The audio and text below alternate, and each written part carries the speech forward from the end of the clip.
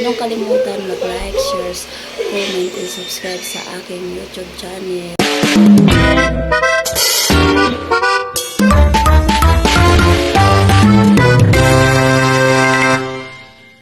Magluto pala ako ng kakapunan ng mga bata. Napakapunan na rin namin mga kalangga. Bumili pa ako ng gulay na malungkot. Halo, igigisa ko lang naman siya kalangga. Mabilis lang naman ito lulutuin siya.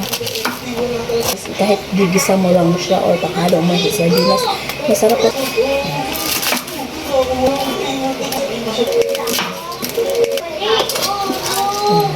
Narang po.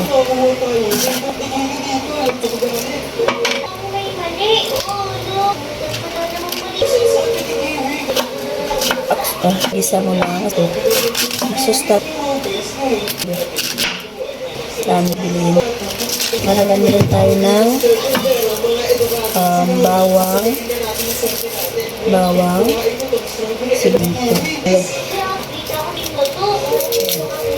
Kasi nire-request din ng mga bata na gusto nila rito yun. Hindi talaga sila namimili sa ulam. Lalo na paborito nila mga gulay. Pero mas paborito talaga nila gulay. Okra talaga para sa mga anak ko. Pero mas paborito din nila itong repolyo na kalangga.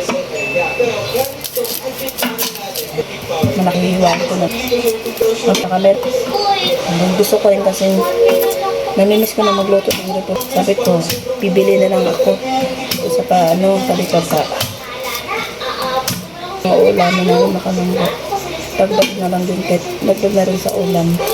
Tsaka para mabilis yung magluto. Nako. And corn beef. Okay na natin. Nakakaiyak ng sibuyas ng kalangga. Kala mo, umiiyak ka eh. Pag sibuyas talaga, talaga sa mata mo. Nakakalukha. Pag nag-slice ka ng pag nag-slice ka ng sibuyas talaga.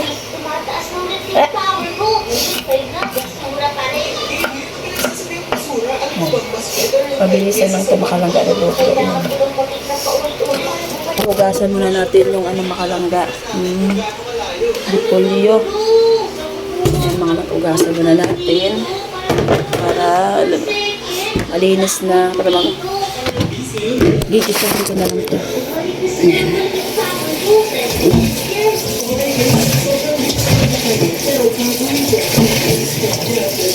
Makalangga. Kaya naisip mo, kami lang naman makalangga repolyo. Kasi meron namang natirang kaninang umaga, may natirang ulam. Iinitin ko lang naman yun. Tsaka ito, dagdag na rin namin ito pang ulam na. Lagay ko dito sa kalangga. Tsaka isang isa pang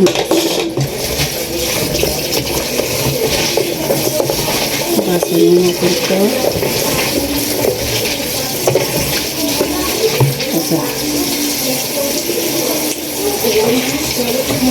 Lumiliit kasi siya pag nalito maka. Lumiliit kasi siya.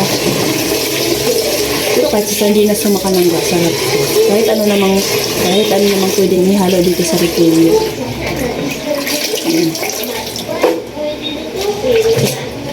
Kita mong isasahog nyo naman dito sa repolyo. Pwede pansi. Sardinas.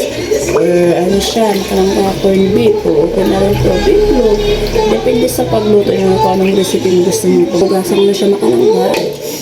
Tapos, lulutuin ko na rin yung corn beef. Nahalo ko lang tan. Mag-isa ko ng sibuyas, tsaka bawang. Gamitin kaso, naubusan na kami. Talaga. Isa lang naman siya. Hi!